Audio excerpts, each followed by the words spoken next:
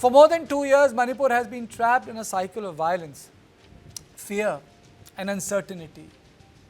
But today, the crisis has perhaps reached innocent children. Several school hostels have reportedly been forced to shut after running out of essential food supplies. Boarding institutions have had no option but to send students home because their kitchens can no longer function. Along with these hostels, several gas agencies and petrol pump in the affected areas have also been suspended. Their operations don't function anymore. They're not viable. The immediate reasoning is ongoing economic blockade called by the United Naga Council. The blockade was launched following the killing of 6 Naga hostages. The UNC says the blockade is intended to press the government to deliver justice. Despite talks between the Manipur government and the Naga Council, no breakthrough has been achieved and the blockade continues. To understand the scale of the disruption, it is important to understand Manipur's supply network. The state depends almost entirely on road transport for food, grains, cooking gas, medicines, fuels, and other essential commodities. In Kangpokpi district, almost all essential supplies are transported from cycle site through Imphal. In fact, nearly 70 to 80% of essential goods reaching Kangpokpi via Dimapur Road corridor are routed through Cycle Ukrul Road. Any disruption along this route has an immediate impact on the availability of food, fuel, and other daily necessities. With freight movements severely disrupted, trucks carrying essential commodities are taking weeks instead of days to reach their destinations. Transport costs have surged, supplies have become erratic, and prices of basic commodities continue to rise. Traders now warn that shortages could worsen if the blockade continues. Remember, Manipur is a landlocked state that depends almost entirely on road transport for supply of food, grains, cooking gas, machines, medicines, fuels, and other essential commodities. With highways disrupted and freight movements slowing dramatically, trucks carrying essential goods are taking weeks instead of days to reach the state. Transport costs have surged, supplies have become erratic, and prices of basic commodities continue to rise. Traders are now warning that shortages would worsen if the situation continues.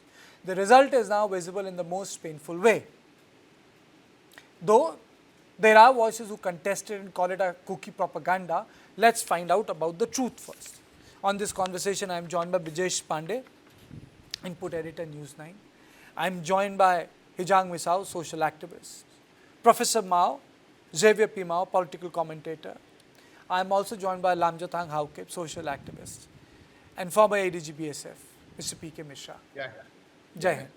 Let me straight away go to Hijang Misao. Hijang, your opening comments on students getting affected by this particular blockade.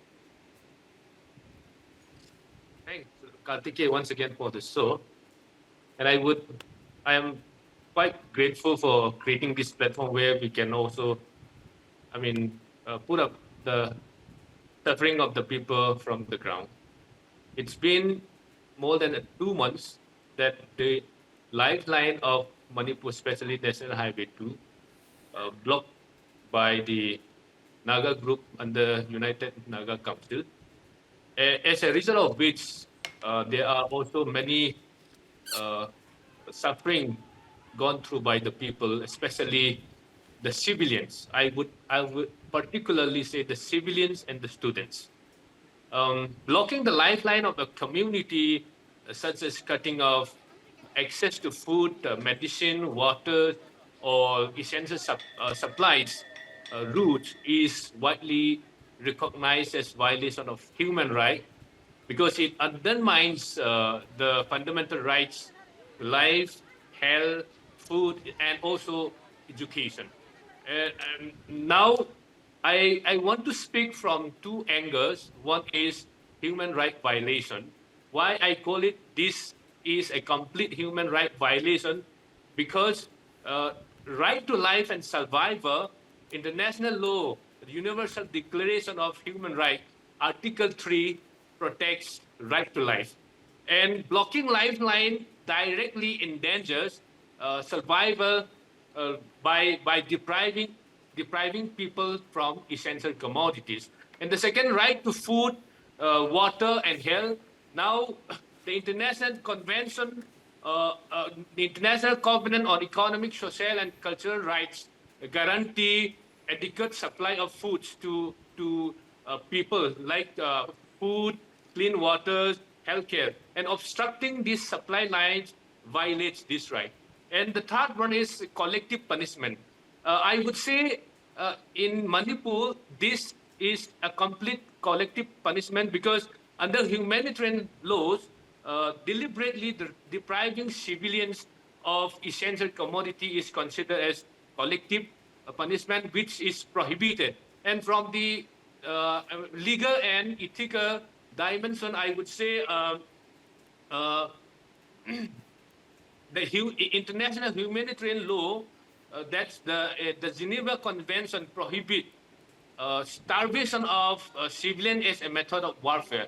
Now, what is very disappointing, very unfortunate in Manipur is I think this kind of action is taken up as a kind of warfare against particular community, which the international humanitarian laws prohibit. And the Okay. second one is human rights law says that states are obligated to, to respect, protect, and fulfill rights.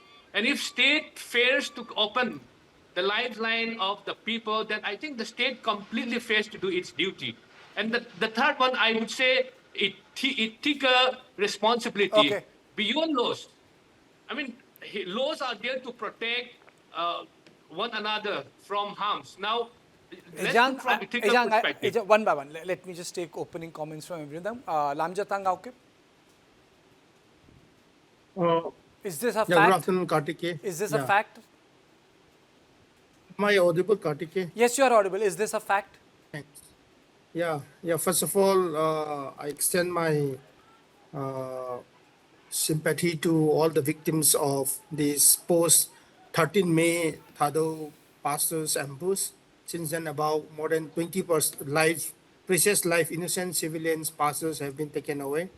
And second thing, consequent upon the killing of the Thado pastors, 6 Nagas were abducted and then later on massacred in Leilon, Waipei. And consequently, the UNC, United Naga Council, have imposed a blockade that affects everybody in Manipur. So you see, when the United Naga Council took up a blockade, one thing was very clear. The worst affected area will be Kangpopi, and then comes Tengnopal. Kangpopi, which also includes some parts of Saikul.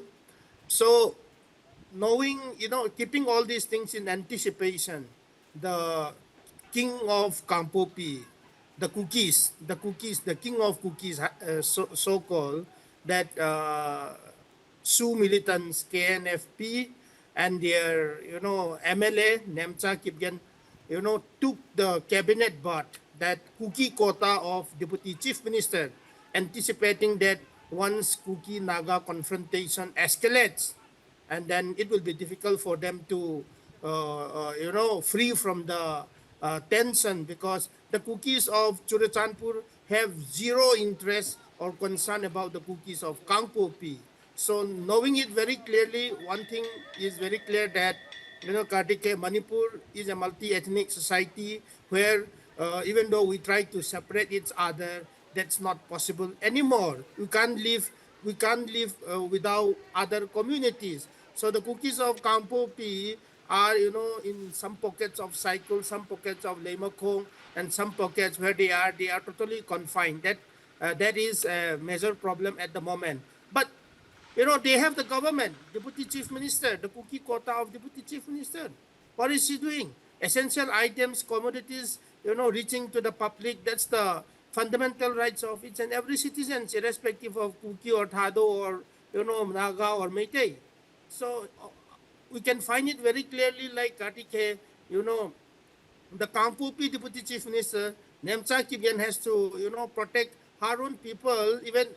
Of course, he's not, even though she took the cookie quota of deputy chief minister, she is representing the entire state. But she has to enforce law and order properly and ensure that all essential items, commodities Okay. reach to all parts of Kampupi. That also she can ensure.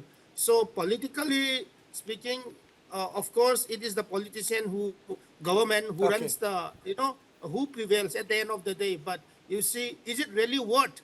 When Nemcha Kipgen took the deputy chief minister for the cookies were very much angry against her, but she has to deliver for the cookies at this point in time, whether that is the reason why the Okay. cookies are saying this. You see, and one last point here, which I would like to add, we keep on blanketing cookie. The chief minister, Yumnam Khemchan, traveled to Zomi area despite hue and cry from the cookies in Churchampur. You see, even in Churchampur now it's very clear the sectorization, the compartmentalization, the Zomis, the Mar MLS traveling to Imphal freely. You know that one thing is very clear that everybody, all non-Naga tribals in Manipur are not Kuki anymore. So at this Okay. point in time, this is Kuki internal problem. The Kukis of Kampupi went to Chief Minister Yumnam Khemchan and go in visiting Imphal, saying that you need to rescue us. We need a kind of reconciliation. But at that point in time, the same Kuki in P group of Churchampur are totally against the Kukis of Kampupis wanting reconciliation and peace. So that much I can put up at this point in time. Kartikeya, this cookie specific problem is creating entire mess to all the communities in Manipur. Okay.